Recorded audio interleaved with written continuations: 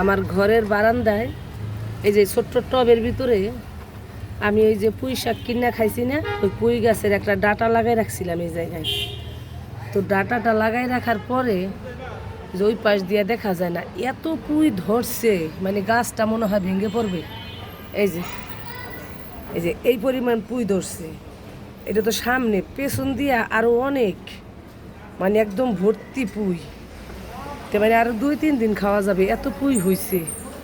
তো এই যে কিন্তু আমি অলরেডি এতগুলো ছিঁড়ছি বন্ধুরা, এই যে এগুলো আমি ছিঁড়ছি, ওগুলো একটু পাকলে খাবো।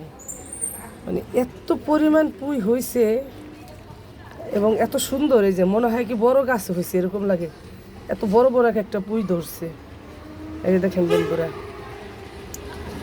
মানে কোনো রকম খালি একটু হেলা খেলা করে একটা শুধু লাগাইছি গাছটা, আমি অত বেশি যত্নও করি নেই। তবে এই যে সবজির ইটি দিছি আর কি গাছের গোড়ায়, আর তো কিছু দেই না, আমরা তো কোনো সারটার ব্যবহার করি না।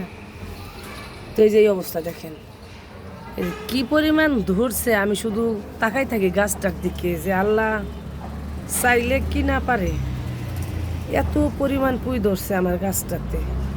আমি কিন্তু অলরেডি একদিন চিরা খাইছি, আর এই যে এখন যেটি আছে গাছ আরও 2 দিন খাওয়া যাবে। আর এই যে আজকের মতো যেগুলো ছিঁড়ছি, এই যে এতগুলো ছিঁড়ছি, আমি আরও কটা ছিঁড়বো। নিজের গাছ এরকম হইলে ছিঁড়তেও ভালো লাগে, খাইতেও ভালো লাগে, এত ভালো লাগে আমার। এই আমার গাছে যখন ফল ধরে, আমি প্রতিদিন শুধু গিয়ে গিয়ে দেখি গাছ যে কতটুকু বড় হইল। মানে প্রতিদিন আমি একদিন গাছের সাথে সাক্ষাৎ না হইলে মানে আমার দম বন্ধ হয়ে যায়।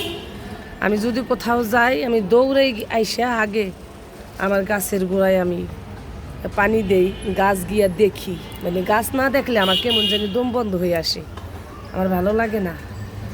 এই যে বন্ধুরা, আমার গাছে এরকম পুঁই ধরছে। তো যারই বারান্দায় একটু জায়গা আছে, এরকম আমার মতো টব একটা রাইখা এরকম একটা পুঁই গাছ, একটা ডাঁটা লাগাই দিছি, তার ভিতরে এরকম হয়েছে বন্ধুরা, দেখছেন? তো আমার মতো এইভাবে লাগাইলে সবাই কিন্তু নিজের গাছের টাটকাটা খাইতে পারবেন। যে পেকে গেছে কতগুলা, পুরো এটা ধরে আমি ছিঁড়ে ফেলছি, লস্কাটা ধরে।